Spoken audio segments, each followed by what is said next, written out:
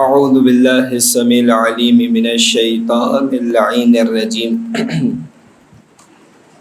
بسم اللہ الرحمن الرحیم رب اشرح لی صدری ویسر لی امری واحلل عقدۃ من لسانی یفقہوا قولی الحمد للہ رب العالمین الحمد للہ المعروف من غیر رؤیہ والخالق بغیر منصبہ خلق الخلائق بقدرتی واستعبد الارباب بعزتی وساد العظماء بجودہ ثم الصلاة والسلام والتحیۃ والاکرام علی خیر الانام ابی القاسم محمد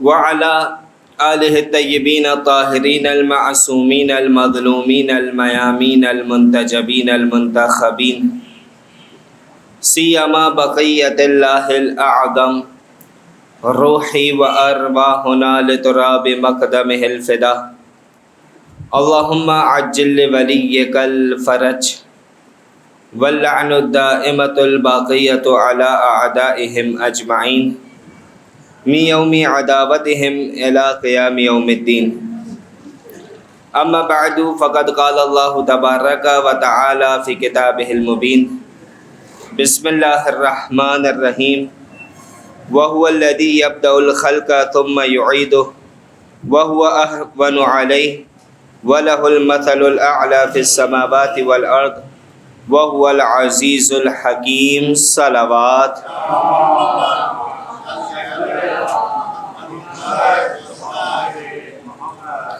بسم اللہ الرحمن الرحیم اللہم کل ولیک الحجۃ بن الحسن صلواتک علیہ وعلی آبائہ فی هذه الساعة وفی کل ساعة ولیًا وحافظا وقائدا وناصرا ودلیلا وعینا حتی تسکنہ ارضک طوعا وتمتعہ فیہا طویلا صلوات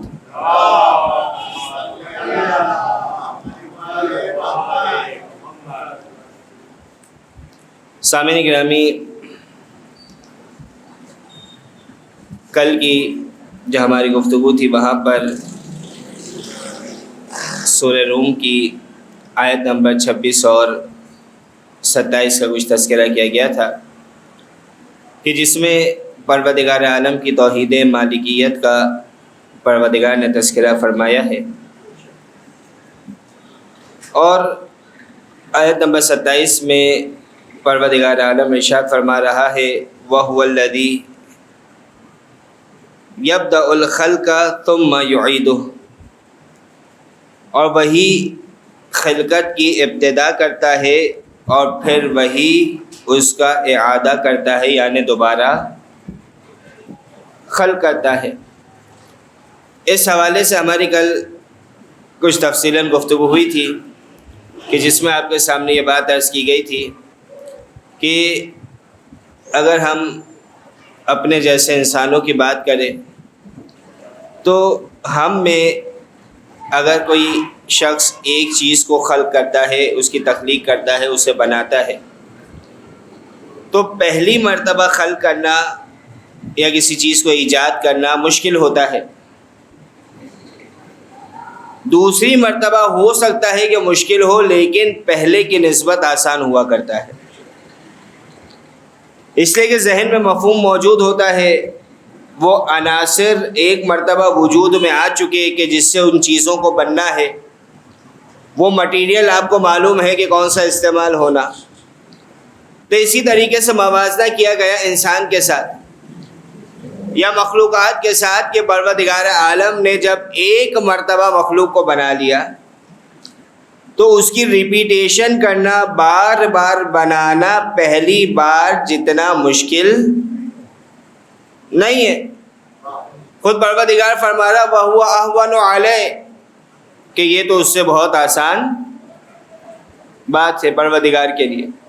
لیکن یہاں پر ایک اور بات آپ کی سماعتوں کی نظر کی گئی تھی، واضح کرنے کی کوشش کی گئی تھی کہ جہاں قوت و طاقت، جہاں قدرت محدود ہو، وہاں پر کسی چیز کا مشکل یا آسان ہونا ہوا کرتا ہے۔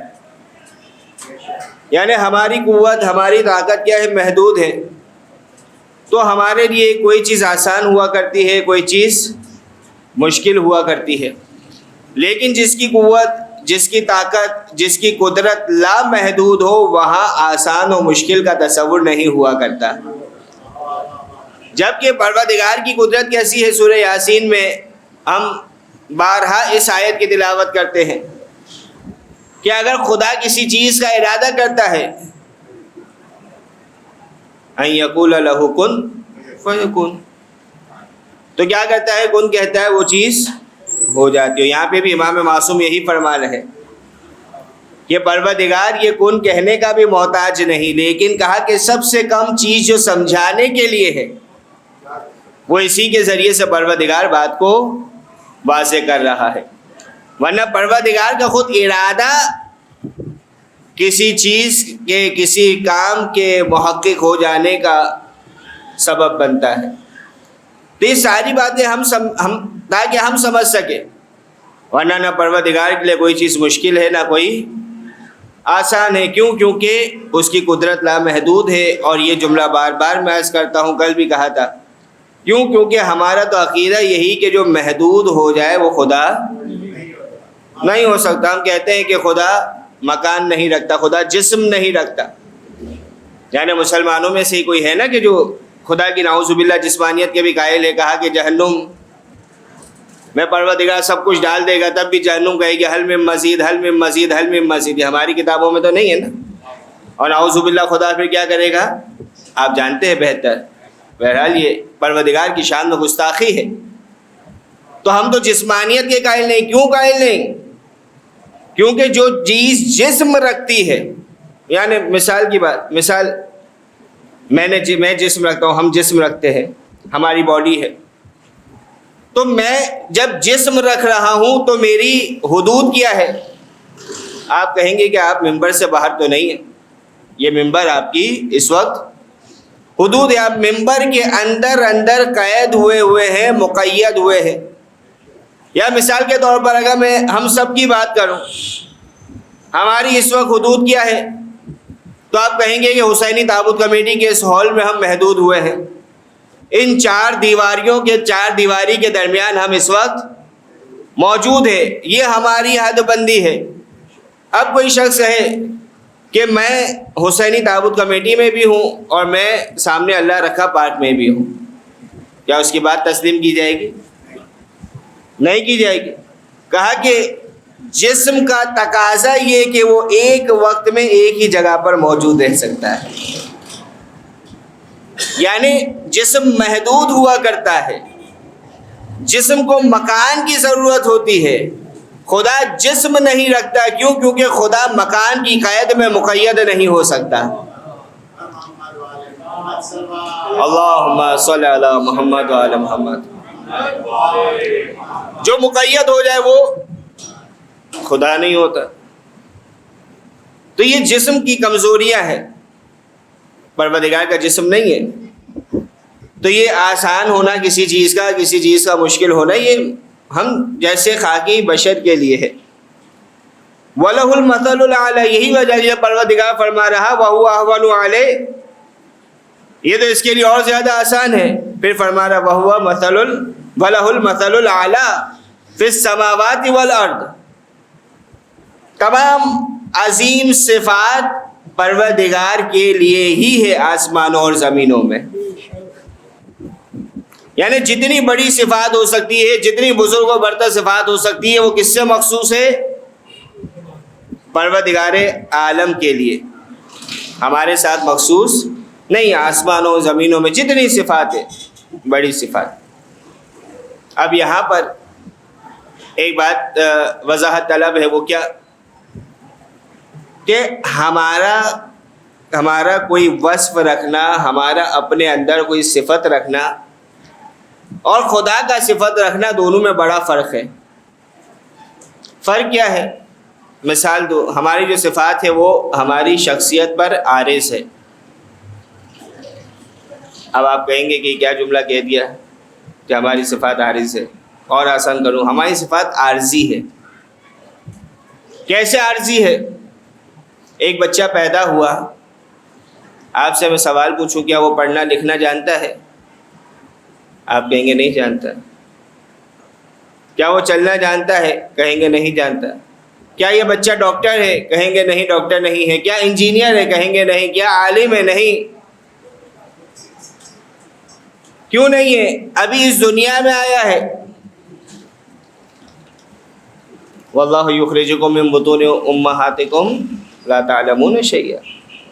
یہ پروردگار نے تمہیں تمہاری ماؤں کے شکم سے نکالا ہے در حال کہ تم کچھ جانتے نہیں تھے. یعنی کہوں کہ بچے کا بڑا اخلاق پر اچھا ہے. اخلاق شو کرنے کا، اخلاق کے اظہار کرنے کا موقع کہاں ملا ہے؟ جیسے جیسے وہ بڑا ہوتا جائے گا اس کی صفات لوگوں کے سامنے آتی جائے گی. اگر بہادر ہوا تو بہادری سامنے آئے گی، اگر بزدل ہوا تو بزدلی سامنے آئے گی، اگر عالم بنا تو علم سامنے آئے گا، اگر جاہل رہا تو اس کا جہل سامنے آئے گا. اگر وہ بڑا ہو کر ڈاکٹر بنتا ہے تو یہ بات سامنے آئے گی کہ ہاں وہ ڈاکٹر بن گیا. اگر انجینئر بنتا ہے تو یہ کہا جائے گا وہ انجینئر بن گیا. اگر عالم بنتا ہے تو کہا جائے گا وہ عالم بن گیا. یہ جو آخری میں لفظ استعمال کر رہا ہوں بڑی اہمیت ہے. ڈاکٹر بن گیا، انجینئر بن گیا، عالم بن گیا.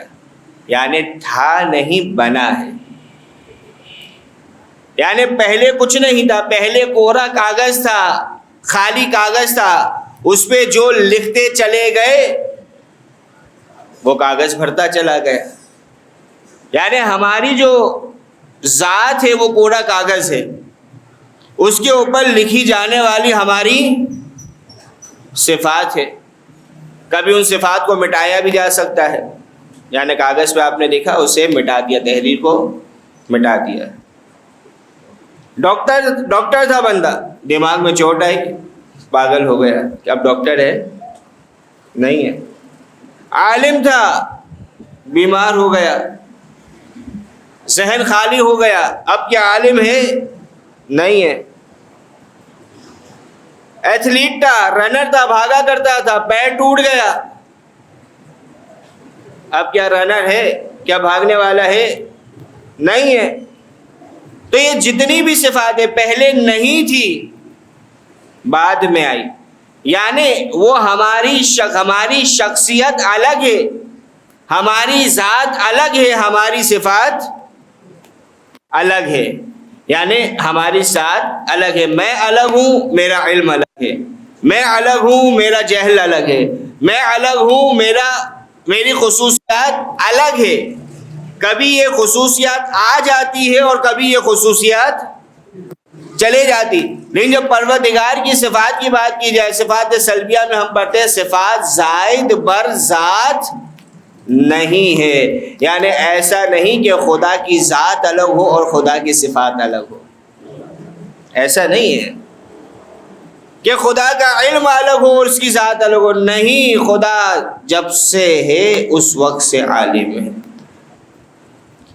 خدا کی ہر صفات اس کی ذاتی ہے، عارضی صفات نہیں ہے، اوپر سے نہیں لائی گئی ہے. یعنی خدا کی خالقیت اس کی ذاتی ہے، حقیقی ہے، مجازی نہیں ہے. اور زیادہ آسان لفظ، خدا کی صفات حقیقی ہے، مجازی نہیں ہے. خدا کی ربوبیت، رب کسے کہتے؟ پالنے والے کو. رب البیت کسے کہا جاتا ہے؟ باپ کو، گھر کا پالنے والا ہے. لیکن یہ جو ہے یہ مجازی ہے، وہ حقیقی ہے. اسی طرح آپ کی بھی پراپرٹیز ہے، آپ بھی مالک ہے. توحید مالکیت پہ بات چل رہی نا. خدا کی ملکیت، خدا کی مالکیت حقیقی ہے، ہماری مالکیت یا ملکیت مجازی ہے. حقیقت میں وہی مالک ہے. ہماری جو پراپرٹی مجاز ہے، امانت ہے. یعنی حقیقی ملکیت نہیں ہے. تو پروردگار کے بارے میں کیا کہا گیا کہ وَلَهُ الْمَثَلُ الْأَعْلَىٰ فِي السَّمَاوَاتِ وَالْأَرْضِ، کہ آسمان و زمین میں اس کے لیے اعلیٰ شان و منزلت ہے. یعنی جتنی اعلیٰ صفات ہے وہ کس کے لیے ہے؟ آسمان اور زمینوں میں پروردگار کے لیے. وَهُوَ الْعَزِيزُ الْحَكِيمُ، وہ غالب آنے والا بھی ہے اور حکمت والا بھی ہے، دانائی والا بھی ہے.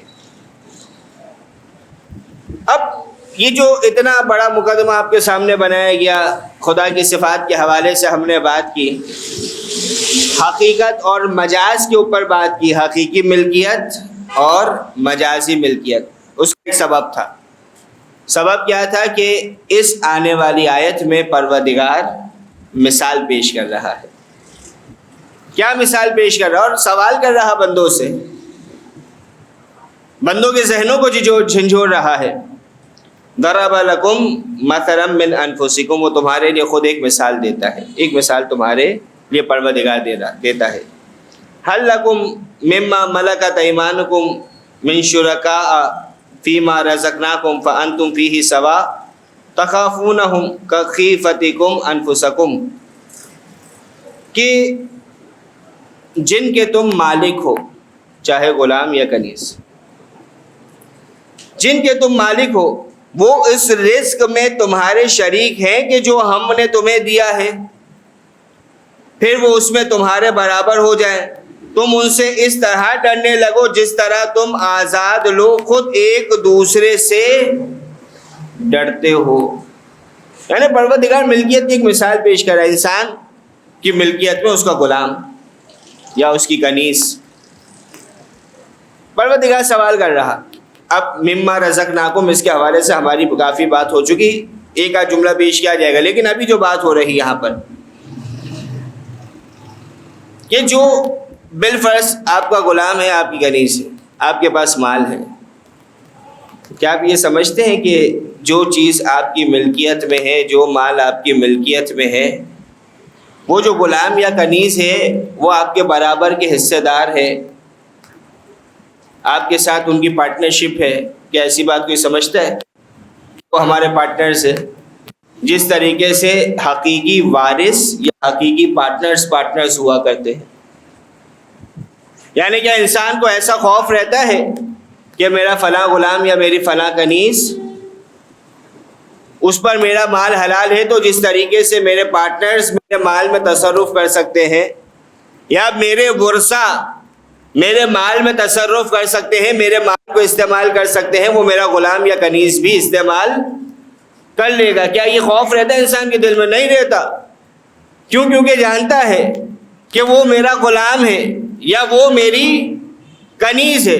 تو پروردگار انسان سے کیا سوال کر رہا کہ جب تم مجازی ملکیت رکھتے ہو، تمہاری ملکیت بھی حقیقی نہیں ہے، تو تم اس بات کو اپنے لیے سزاوار نہیں سمجھتے، اچھا نہیں سمجھتے کہ تمہارا غلام کہ جس کے تم مالک ہو، تمہاری ملکیت یعنی تمہارا مال کہ جس کے تم مالک ہو، یعنی غلام کے بھی تم مالک ہو، اپنے مال کے بھی تم مالک ہو، وہ اس مال میں تمہاری ملکیت شریک بن جائے، یعنی اس میں تم سے پارٹنرشپ کر لے.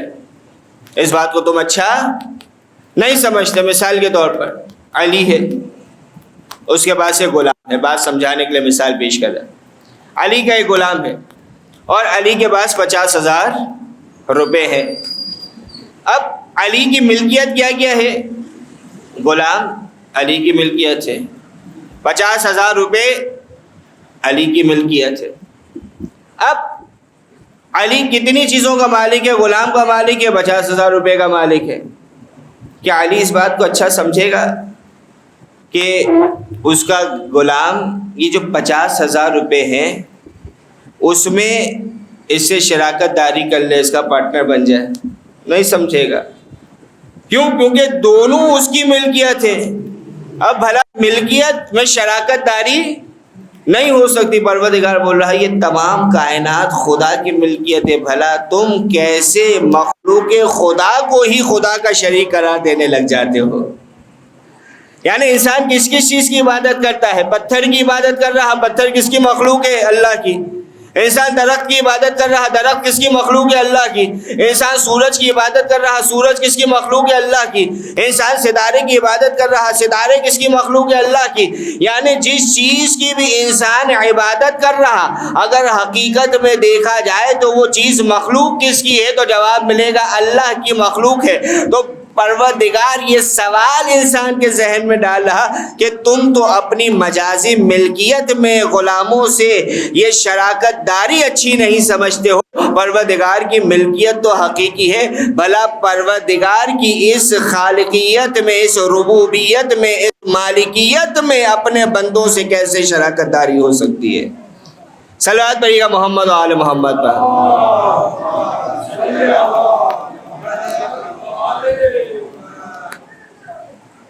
تو جانے کے نامی پروردگار نے اس مثال کے ذریعے سے انسان پر واضح کیا کہ خدا کا کوئی شریک نہیں ہو سکتا۔ کیوں؟ شریک جسے بھی بناؤ گے وہ مخلوق خدا ہوگا، اور غلاموں سے، کنیزوں سے، بندوں سے کبھی شراکت داری نہیں ہوا کرتی۔ پروردگار فرما رہا کذالک نفصل الآیات لقوم یعقلون، کہ ہم اسی طرح اپنی نشانیوں کو صاحبان عقل کے لیے کھول کر بیان کرتے ہیں۔ یعنی یہ نشانیاں پروردگار نے کس کے لیے بیان کی ہے؟ ان لوگوں کے لیے کہ جو عقل رکھتے ہیں، جو سمجھنا چاہتے ہیں، جو بات کو سمجھنا چاہتے، جو سمجھنا ہی نہیں چاہتے، ان کے سامنے لاکھ مثالیں دے دی جائیں، وہ دین حق پر کبھی نہیں آئیں گے، کبھی نہیں سمجھیں گے دین کو، جو سمجھنا ہی نہیں چاہتا۔ خود پروردگار فرما رہا آیت نمبر 29 میں، بل اتبع الذین ظلموا اہواءہم بغیر علم، مگر ظالم لوگ نادانی میں اپنی خواہشات کی پیروی کرتے ہیں۔ یعنی یہ ان کی نادانی ہے کہ اپنی خواہشات کی پیروی کرتے ہیں، اپنی عقل کو استعمال نہیں کرتے۔ یہ کس کی نشانی پروردگار نے بتائی ہے؟ ظالمین کی نشانی پروردگار نے بتائی۔ یعنی حقیقت میں جو اپنی عقل استعمال نہیں کر رہا، جو سوچ بچار نہیں کر رہا، جو تفکر نہیں کر رہا، جو خدا کو سمجھنا ہی نہیں چاہتا، وہ ظالم ہے، اور وہ خود اپنے آپ پر ظلم کر رہا ہے اپنی خواہشات کی پیروی کر کے۔ فَمَن يَهْدِي مَنْ أَضَلَّ اللَّهُ، اور جسے اللہ گمراہ کر دے اسے کون ہدایت دے سکتا ہے؟ جسے اللہ ہی ہدایت نہ دے اسے کون دے سکتا؟ وَمَا لَهُم مِّن نَاصِرِينَ، اور ان کا کوئی مددگار نہیں ہے۔ پھر پروردگار عالم اپنے حبیب کو حکم دے رہا فَأَقِمْ وَجْهَكَ دین حنیفہ، بس اے نبی یکسو ہو کر اپنا رخ دین خدا کی طرف مرکوز رکھیں۔ یہاں پر وجہ کی جو بات کی ہے، رخ کی بات کی ہے، اس آیت سے مفسرین نے بیان کیا کہ جو بات ہو رہی انسان اپنے قلب کو، رسول خدا سے بات ہو رہی، لیکن اول سب سے بات ہو رہی کہ انسان اپنے قلب کو خالص ترین دین کی طرف مرکوز رکھے، ادھر ادھر نہ بھٹکے۔ فطرت اللہ التی فطر الناس علیہا، یعنی اللہ کی اس فطرت کی طرف کہ جس پر اس نے سب انسانوں کو خلق کیا ہے۔ لا تبدیل لخلق اللہ، کہ اللہ کی تخلیق میں تبدیلی نہیں واقع ہوتی۔ ذالک الدین القیم، یہی دین محکم ہے، ولیکن اکثر الناس لا یعلمون، لیکن لوگوں کی اکثریت اس بات سے غافل ہے، لوگوں کی اکثریت اس بات کو نہیں سمجھتی ہے۔ عزیزان گرامی، یہاں پہ بات ہوئی ہے فطرت کی، انسان کی سرشت کی بات ہوئی ہے۔ پوری علماء نے اس موضوع پر کتاب لکھ دی کہ اگر انسان اپنی سرشت کو دیکھے، اپنی فطرت کو دیکھے، خود روایتوں میں ملتا ہے کہ جب بچہ اس دنیا میں آتا ہے تو وہ دین مبین اسلام میں اس دنیا میں آتا ہے، وہ یکتا پرست اس دنیا میں آتا ہے، وہ توحید کا پیروکار بن کے اس دنیا میں آتا ہے۔ یہ اس کے والدین ہیں کہ جو اسے یہودی بنا دیتے ہیں، نصرانی بنا دیتے ہیں۔ بچہ جو دین لے کر آتا ہے وہ کون سا دین ہے؟ اسلام دین ہے۔ کیوں؟ کیونکہ انسان آپ کو فطرت میں ملے گا، انسان آپ کو نیچر میں ملے گا۔ نیچر کے ذریعے سے کتنی مثالیں ملتی ہیں، خدائے ماں کی روایات میں ہمیں کتنی مثالیں ملتی ہیں، یعنی کتنی آسان مثالوں سے اہل بیت نے خدا کو سمجھایا ہے نا۔ واقعاً اگر یہ ہستیاں نہیں ہوتی تو شاید ہم اور آپ ابھی بھی مندروں میں ماتھا ٹیک رہے ہوتے۔ دین جس انداز میں ہم تک پہنچا شاید نہیں پہنچا ہوتا۔ یہ ہے کہ جنہوں نے خدا کو پہچانوایا، یعنی اگر دو مثالیں پیش کروں انتہائی مختصر، مولا کائنات حلال مشکلات علی ابن ابی طالب علیہ السلام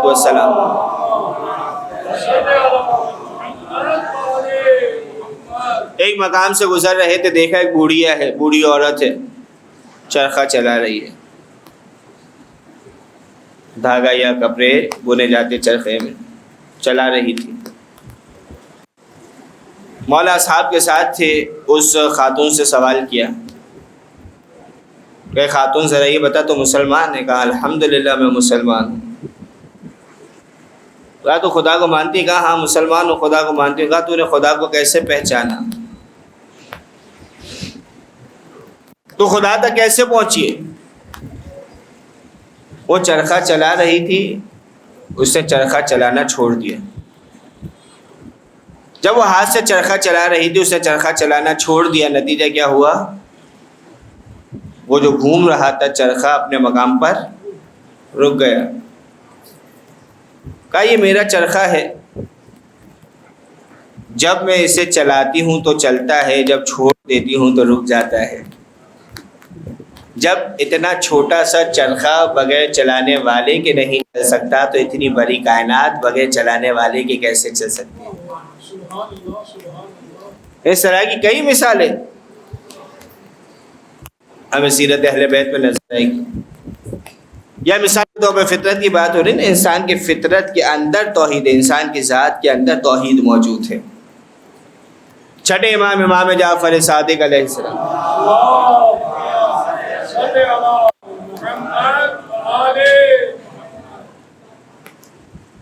چھٹے امام کے پاس ایک شخص ہے، وہ خدا کا انکار کرتا تھا۔ اس نے خدا کے وجود پر دلیل مانگی مولا سے۔ اب اہل بیت کی ایک خاصیت ہمیں نظر آتی ہے، کیا فرماتے ہیں کہ نحن معاشر الانبیاء والاوصیاء نکلم الناس بقدر عقولہم، کہ ہم گروہ انبیاء اور اوصیاء لوگوں سے بات کرتے ہیں ان کی عقلوں کے مطابق، ان کی فکر کے مطابق۔ مولا جانتے تھے یہ جو شخص آیا ہے اس کا سفر ہی سمندر میں رہتا ہے۔ مولا اس شخص سے سوال کرتے کیا تیرا کبھی سمندر میں سفر ہوا ہے؟ کہا کہ میرا اکثر سمندر میں سفر رہتا ہے۔ کہا کبھی ایسا ہوا کہ تیری کشتی کبھی طغیانی کی نظر ہو گئی ہو، تو سمندر سے گزر رہا ہو، طوفان آ گیا؟ کہا ایسا کئی مرتبہ ہوتا ہے، جب انسان سمندر میں سفر کرتا ہے تو اس طریقے کے واقعات پیش آتے رہتے ہیں۔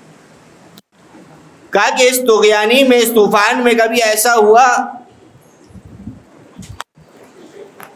کہ بس یقین ہونے والا ہے کہ اب بچنے والے نہیں ہو، بلکہ کشتی ڈوب جائے گی اور تم اس طوفان کی نظر ہو جاؤ گے؟ بولا ایسا بھی ہوا مولا؟ تو مولا نے سوال کیا، کہا کہ کیا اس وقت تیرے دل میں کوئی امید کی کرن جاگتی تھی کہ کوئی ذات ایسی ہے کہ جو اس وقت بھی تجھے مشکل سے نکال سکتی اور بچا سکتی ہے، اور تیری توجہ ذات کی طرف مرکوز ہو جاتی تھی؟ فَأَقِمْ وَجْهَكَ لِلدِّينِ الْقَيِّمِ، تیری توجہ ذات کی طرف مرکوز ہو جاتی تھی. کہا ہاں ایسا ہوتا ہے. وہ جو امید کی کرن جاگتی تھی نا، کہ جس سے امیدیں وابستہ ہو جاتی تھی، وہی اصل میں خدا بند عالم کی ساتھ ہے. صلوات پڑھیے گا محمد و آل محمد پر.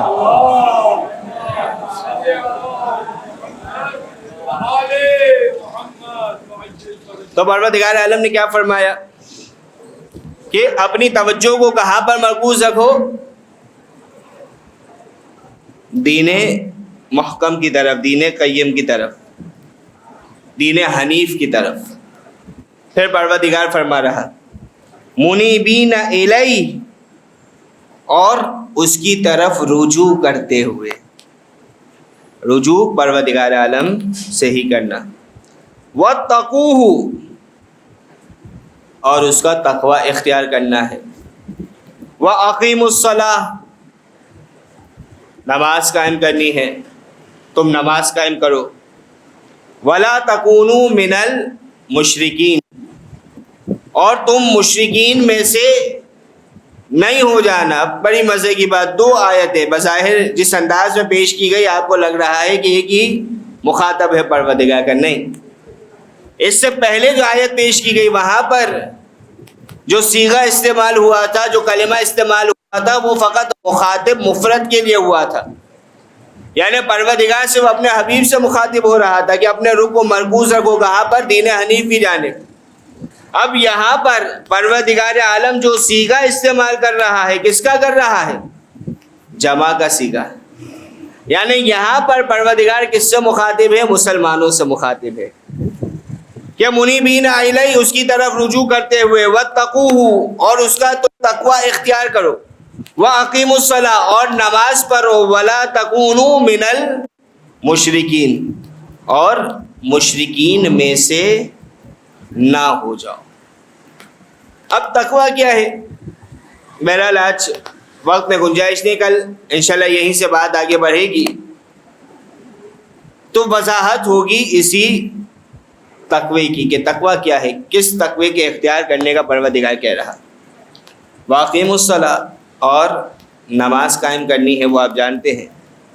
ولا تکونوا من المشرکین، اور پروردگار کی ذات میں شرک نہیں کرنا ہے، بلکہ توحید کا دامن تھام کر رکھنا ہے.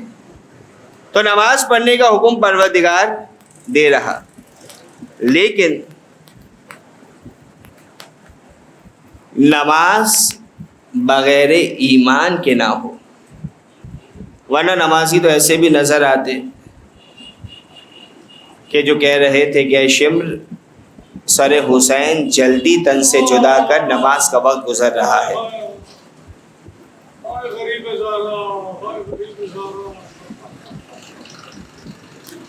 عزادار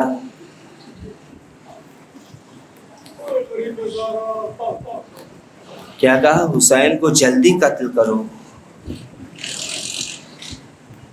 لعنت ہو ایسی نماز پر کہ جو حسین کو قتل کر کے پڑھی جائے.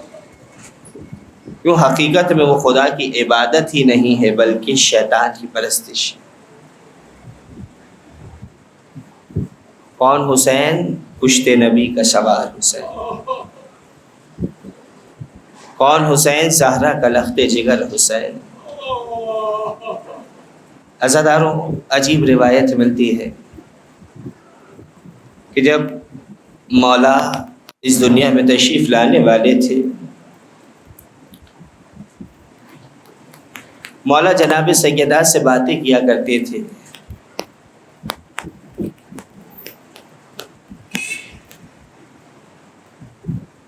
روایت میں ملتا ہے کہ ام سلمہ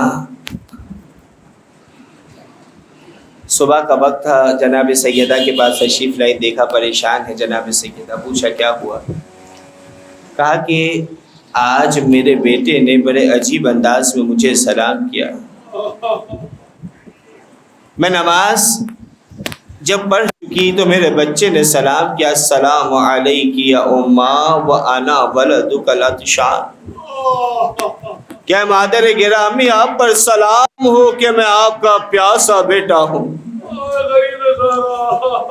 عزاداروں، بیوی نے تجویز کیا کہ مولا کائنات کو خبر دی جائے، اللہ کے رسول کو بتلایا جائے۔ زہرا کہتی ہے نہیں، ابھی کچھ دیر انتظار کرنا چاہتی ہوں، ظہر کا وقت ہوتا ہے۔ جب زہرا کو پھر پریشان دیکھا، سوال ہوا، پوچھا کیا ہوا؟ کہا کہ میرے بیٹے نے مجھ سے اس انداز میں مخاطب ہو کے کہا کہ السلام علیکی یا امّا، اے ماں آپ پر سلام ہو، وَأَنَا وَلَدُكَ الْعُرْيَانِ، میں آپ کا وہ بیٹا ہوں کہ جس کے جنازے سے لباس کو اتار لیا۔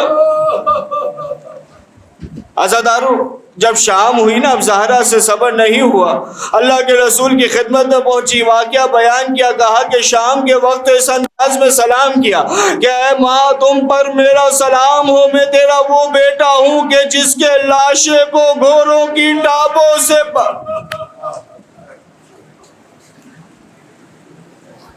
الا ولعنت اللہ علی القوم الظالمین وسیعلم الذین ظلموا ای منقلب ینقلبون۔ بار الہ ذکر کو اپنی بارگاہ میں قبول فرما، بار الہ محمد و آل محمد کا واسطہ ہمارے گناہان کبیرہ و صغیرہ کو معاف فرما، ہمارے مرحومین کی مغفرت فرما۔ بار الہ کوئی غم نہ دے سوائے غم اہل بیت کے۔ بار الہ جو بھی مومنین و مومنات بیمار ہے، سید الشہداء کا واسطہ دیتے ہیں، انہیں شفا یاب فرما دے۔ بار الہ اپنی آخری حجت کے ظہور میں تعجیل فرما، قلب مطہر امام زمان کو ہم سے راضی و خوشنود فرما۔ ان اللہ و ملائکتہ یصلون علی النبی یا ایھا الذین آمنوا صلوا علیہ وسلموا تسلیما۔ اللہم صل علی محمد و آل محمد۔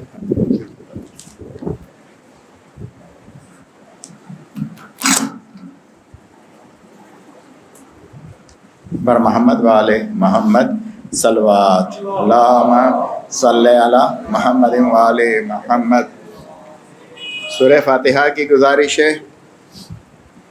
حسن علی، نور محمد، کانجی بھائی، دامجی، احمد علی، فدا حسین، شیر علی، نور محمد، اصغر علی، محمد علی، وزیر علی، غلام علی، جعفر علی، اللہ دین، حاجی محمد علی مولجی، وزیر علی مولجی، رجب علی نانجی، غلام حسین، اللہ دین، قاسم علی، محمد علی ڈاڑیا والا، داؤد علی، اللہ دین، نثار حسین، نظر علی، رضا حسین، جان محمد بادامی، حسین علی فاضل بادامی، اسماعیل فاضل بادامی، اون علی، جعفر علی بادامی، قاسم علی، علی بھائی ملا، قاسم علی کھنجی، قاسم علی، غلام حسین، روجانی خاندان، مرحوم حیدر علی، رجب علی، حمید علی بوجانی، شہید تمام شہدائے محفل مرتضیٰ، برکت علی، حاجی محمد نامدار، برکت علی جمانی، غلام علی ملا، محمد علی، اصغر علی مخرج،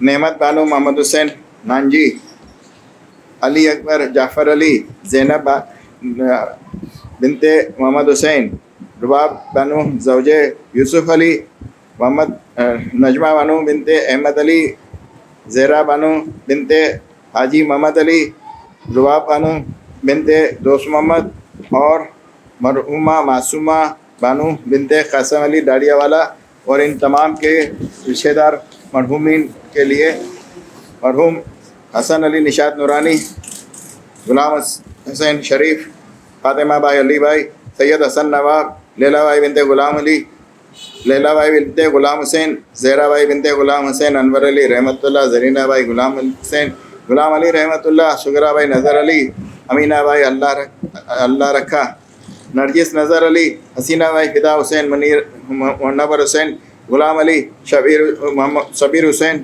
محمد حسین، غلام علی، ساویرہ بائی بنت عبد الحسین، جمال بھائی، بابل بھائی وزیر، شیرین بھائی، جمال بھائی وزیر، اکبر علی، جمال بھائی وزیر، سکینہ بھائی نانجی، جینا بھائی حسن علی مرزا، امینہ بھائی حسن علی مرزا، اکبر علی حسن علی مرزا، قاسم علی حسن علی مرزا، سلیم اکبر علی وزیر، حیدر علی اکبر علی وزیر، معصوم علی اکبر علی وزیر، گلشن اکبر علی وزیر، فاطمہ بھائی اکبر علی وزیر، روشن بانو، محمد علی گیلانی، بلکس قاسم علی مرزا، शबीर कासम अली मिर्ज़ा, मुश्ताक कासम अली मिर्ज़ा, फातिमा भाई मोहम्मद अली कपाड़िया, सलीम गुलाम अली थावर, मोहम्मद अली दाऊद कपाड़िया, फजल अब्बास कपाड़िया, ज़ेरा भाई फजल अब्बास कपाड़िया, हसीना भाई रहमतुल्लाह लाखानी, अली मोहम्मद मुनीस वर्तेजी, यास्मिन भाई बिनते अली मोहम्मद मुनीस, सुगरा भाई नज़र अली बदामी, हुसैन अली भाई अलादीन, हुसैन अली अलादीन पूनावाला, यावर मेहदी अलादीन पूनावाला, सकीना भाई मोहम्मद अली कपाड़िया, मोहसिन मेहदी अली रहमतुल्लाह लाखानी, अनवर अली ज़िया जामनगरी, नरगिस नज़र अली, खैरुन्निसा गुलाम हुसैन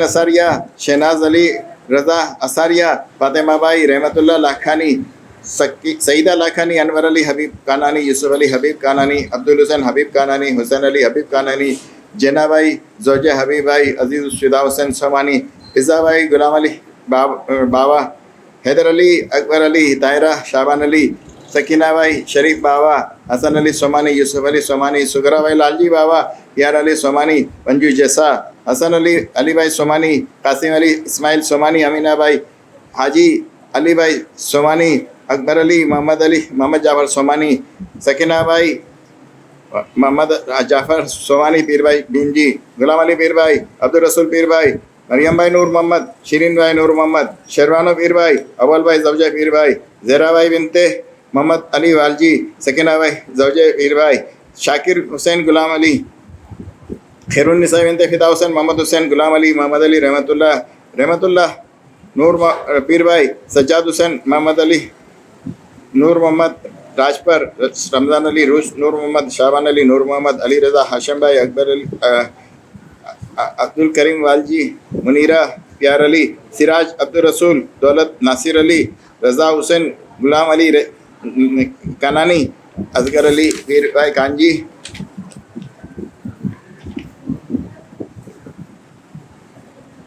मंसूरा अब्दुल रसूल, बच्चू अली मुलजिम आमदानी, ज़ैनब भाई बिनते सुलेमान, शेरवानो रहमतुल्लाह, रजब अली अहमद अली, शिरीन भाई सुलेमान राजपर, अहमद अली हाजी जेराज, जाविर अली हाजी जेराज, फिदा हुसैन खोजा, नूरबानो फिदा हुसैन खोजा, हाजी पीर भाई कांजी, फातिमा भाई जेराज, नसीम सादिक अली, कुबरा ज़ौजे सादिक अली खोजा, मोहम्मद अली कांजी, कुलजुम भाई पुंजा, शबीर हुसैन खोजा, मर्दिया भाई नज़र अली, बहादुर अली सोमानी, यूसुफ अली खोजा, सुकून भाई यूसुफ अली, अफजल ददानी, कासम अली यास्मीन बिनते यूसुफ अली, नूरुन्निसा बिनते जीवन, खातिम हुसैन सोमजी, खातिम हुसैन खोजा, अली हुसैन खोजा,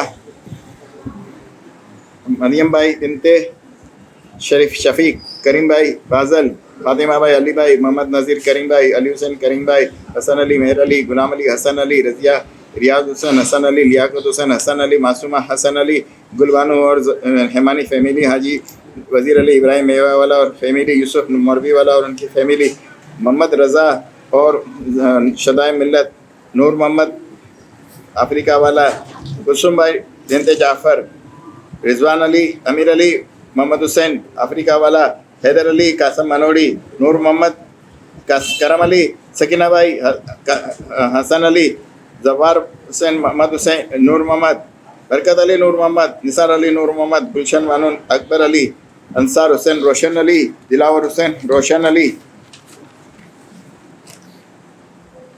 गुलबानो भाई नूर मोहम्मद, कनीज़ बिनते रमज़ान अली, मोहम्मद हुसैन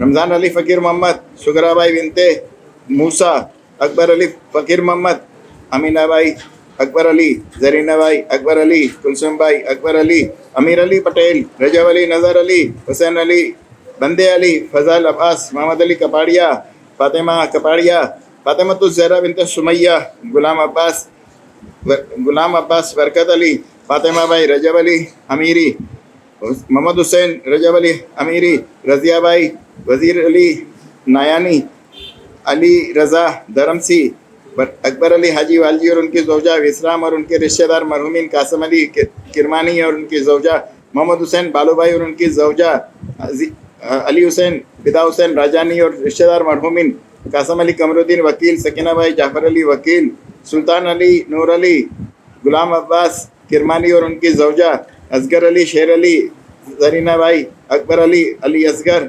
गुलाम अब्बास, बरकत अली, मोहम्मद अली दाऊदानी, कुलसुम भाई बिनते अकबर अली, फ़कीर मोहम्मद, सुगरा भाई जौजे अकबर अली, हुसैन अली, जाफ़र अली, खैरुन्निसा बिनते रमज़ान अली, शेर मोहम्मद करम अली, सकीना भाई मोती, दाऊद अली किकरिया वाला, जनीना भाई जौजे दाऊद अली, अल्लाह रखा कासम अली, कुलसुम भाई डाया भाई, अली रज़ा दाऊदानी, अली मोहम्मद कासम अली, जहरा भाई बिन जौजे अली मोहम्मद, जनीना भाई बिनते बच्चू भाई, हुसैन अली, अली मोहम्मद, मंसूर मासूमा, अल्लाह रखा, हैदर अली मोहसिन, इनायत अली, अब्दुल रसूल शहाबुद्दीन, गुलाम अब्बास, अली मोहम्मद, अब्दुल्ला, मुनीरा, शेर अली, फाजल, कनीज़ फातिमा बिनते अमीर अली, फरजाना, बानो रोशन अली करजत वाला, हाजी डॉक्टर यूसुफ अली थावरानी,